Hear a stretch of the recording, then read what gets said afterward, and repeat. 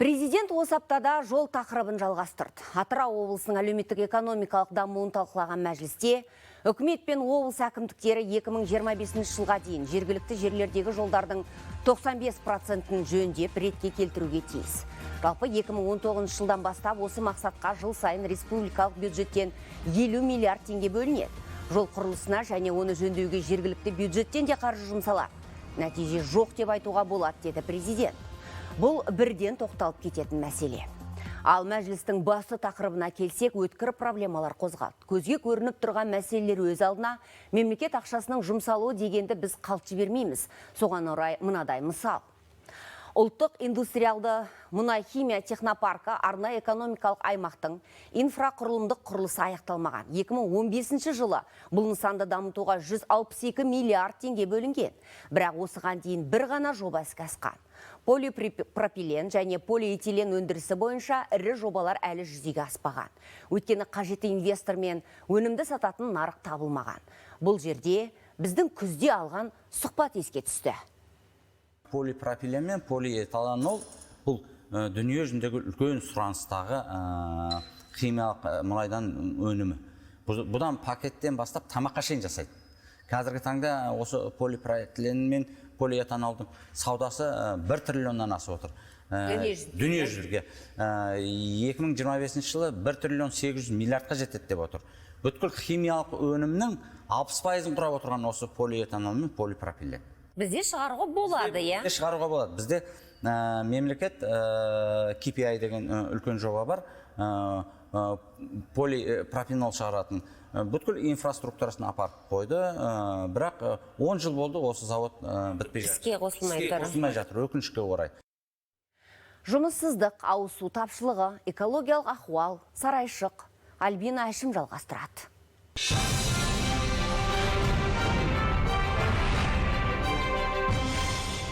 Атырау облысының аймақтары ішінде орын ерек, өйткені елдің ішкі жалпы өніміндегі экономикалық үлесі 10%-дан асады. Қазақстанға құйылған инвестицияның 30%-ға жуығы осы аймаққа тиесілі. Мұнайлы өлкенің дамуы маңызды болғандықтан Қасым-Жомарт Тоқаев 2 жыл бұрын президент лауазымына кірісе сала алғашқы сапарларының бірін Атырау облысына арнады. Ал биыл пандемияның қолбайлау болып тұрғаны түсінікті. Президент мұнайлы өңірдегі жұмыс тәртібінің өзгешелігін ескеру керек екенін айтты. Облыс кәсіпорындарында апта сайын індет ошағы пайда болуда.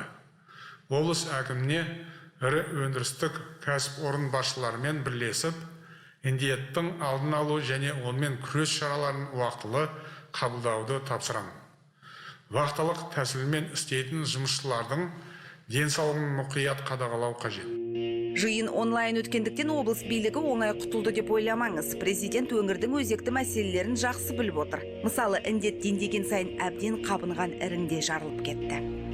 Індеттің жаңа толқыны келгеннен бері жағдайы ауыр және өте ауыр науқастар көбеюде. Олардың саны соңғы 1 айда 2 есеге артты. Ал емдеу мекемелерінде қажетті дәрі-дәрмек пен құрал жабдықтар әлі де жеткіліксіз екені анықталып отыр. Облыста 207, ал ауылдарда 52 дәрігердің жетіспейтіні де қиын сәтте жағдайды ушықтыра түсті.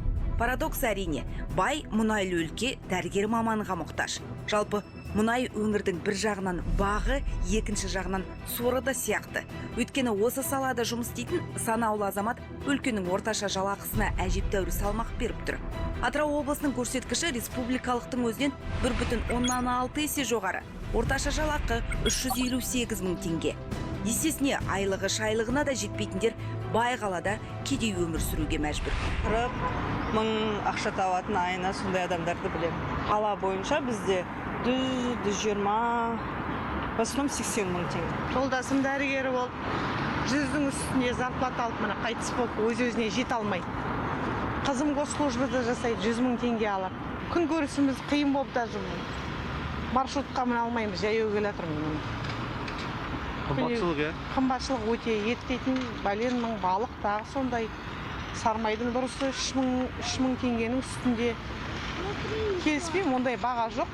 Қарапайым халықтың бәрі деген азар күн көріп жүр деп ойлаймын. Біздің байлығымыз мұнай ғой енді. Басқа сор.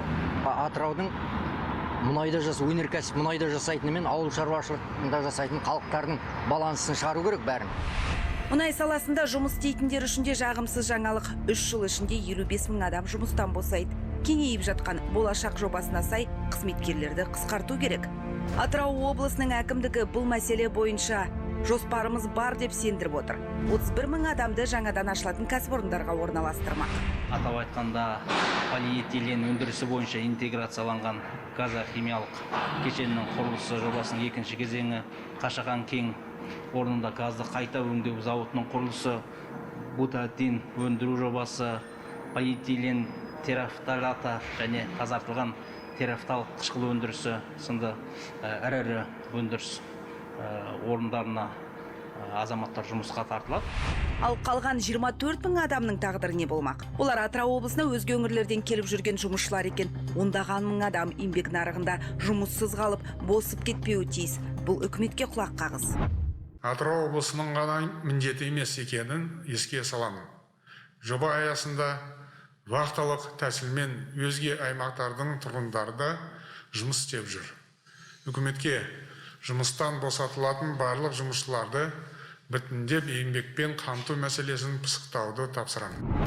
Тағы бір маңызды міндет Қашаған кен орнын толық игеру. Қазір шамамен жылына 10 миллион тонна мұнай өндіріледі. Мақсат 15 миллион тоннаға жеткізу. Нәтижесінде жұмыс орындары ашылып, отандық қызмет көрсету компаниялары мен шағын және орта бизнес өкілдері үшін мол мүмкіндіктер туады. Қойнаудағы байлықтан рухани қазынаға көшсек, 7 ғасырлық тарихы бар сарайшықтың жағдайы мәз емес. Көне қаладан қалған қорым қоршаусыз тұр. Ашық шаршатқаннан кейін оған ауылдың кез келген адамы еркін кіріп шығады. Қоршау аймағы жүзеге аспайынша бұл жерде жұмысты нәтижелі жүргізу мүмкін емес. Бұл сюжет арнамыздан өткен айда көрсетілген еді. Әкімдік үкіметтен визит орталық құрылысына қаражат сұраған екен. Бірақ келісімін әлі алмаған. Үкіметке осы мәселені дереу шешуді тапсырамын.